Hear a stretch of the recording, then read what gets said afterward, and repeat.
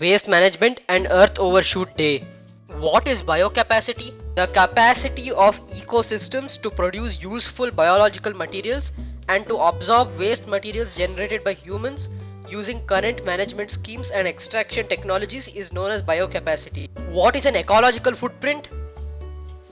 It is a measure of how fast we consume resources and generate waste compared to how fast nature can absorb our waste and generate new resources. Earth's biocapacity and humanity's ecological footprint are used to calculate something known as Earth Overshoot Day.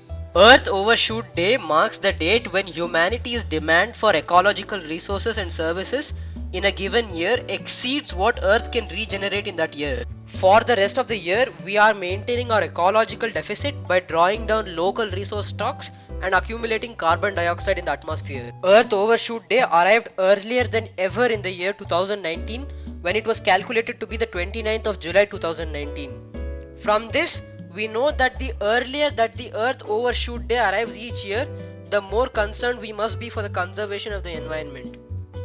In 2019, we consumed about 1.6 times of the resources that the Earth could sustainably produce. We can see from this that over the past few decades we have been consuming an excessive amount of resources available to us. But how can we fix this? The solution is simple: matching waste conservation plans and resource conservation plans to go hand in hand. If we reduce the amount of waste produced, we can see that the rate at which the natural ecosystem can decompose materials and produce new resources can be increased. A reduction in the amount of non-biodegradable materials like plastic further supports this. As we have seen before, many items which end up as wastes could often still have high value.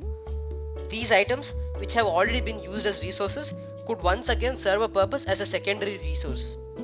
For example, some mechanical parts of electronic waste can still be used to make newer materials. Thus, we can all see that if we all took steps towards this, Earth Overshoot Day could arrive much later.